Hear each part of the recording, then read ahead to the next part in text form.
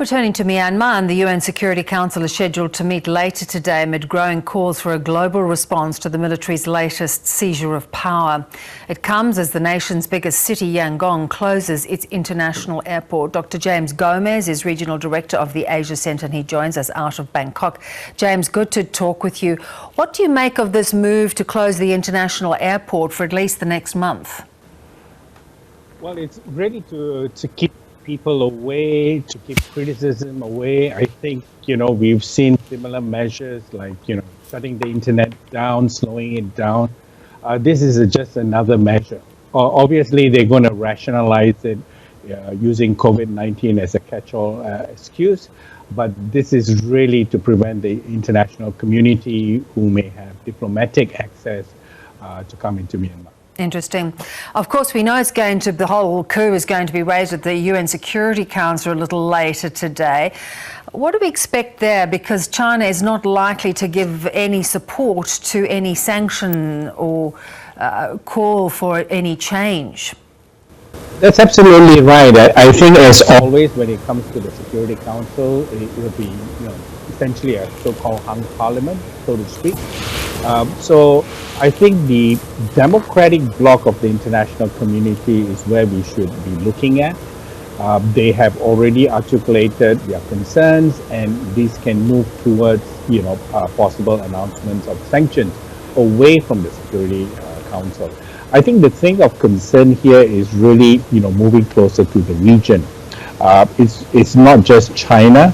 It's really the muted, sounds from India, Japan, South Korea, who all have business interests with Myanmar.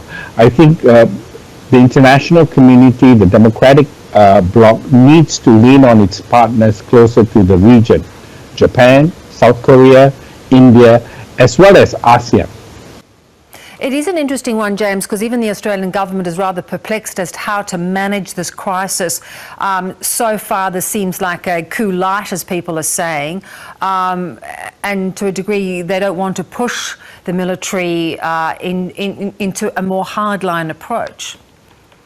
Well, with Australia, I think, observers and people on the ground really are not expecting much from Australia.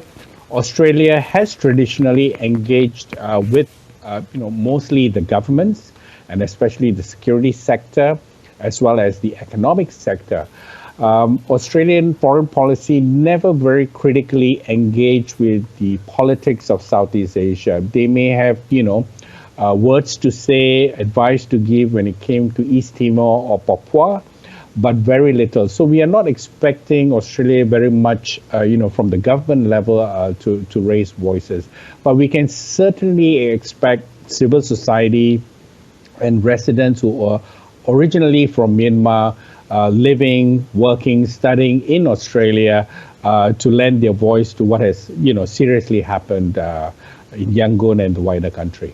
Well, we are seeing today life going on pretty much as normal. Are you expecting there to be widespread protest action against the detention of political leaders, particularly Aung San Suu Kyi? Unfortunately, at this early stage, no, because people are concerned, they are shocked. I think they are adopting a wait-and-see approach. I think when we talk about the concerns of Myanmar nationals, I think we should also sort of move away from Myanmar and look at the large pockets of Myanmarese based in Thailand, in Malaysia, and Singapore. Now, we had the first move of protest that included, Myanmarese working in Thailand and Thai activists who, raised a petition and, had some exchange with the authorities outside of the Myanmar embassy. But it remains to be seen whether those from Myanmar who are residing in Malaysia or Singapore would take action. In Malaysia, you have the movement control order that literally, places, heavy lead on all activities. And in Singapore, because of its heavy policing, and it has taken action against Myanmar nationals on prior occasions, it is very unlikely that the Myanmarese based in Singapore will raise any kind of action. Yeah. So it's going to be a wait and see. What is your sense of the general who's taken control? He had harboured presidential ambitions. How likely is he to rule with a heavy hand? Well, I think for now, although it's a coup, but, they have, sort of, brought in the Constitution as a reference point. So they get a year. They also get an option to renew it for 6 months twice over. I think all of this would be just get specifically to overturn the election results. But I think what is interesting here is are two things. One is the COVID-19 variable. We can see this is not only unique to Myanmar. Similar excuses in terms of timing of elections and debate around timing of elections have been raised in Indonesia, and not too long ago last year in Singapore. We will see this as an issue also in Malaysia, which is now under interestingly also an emergency decree.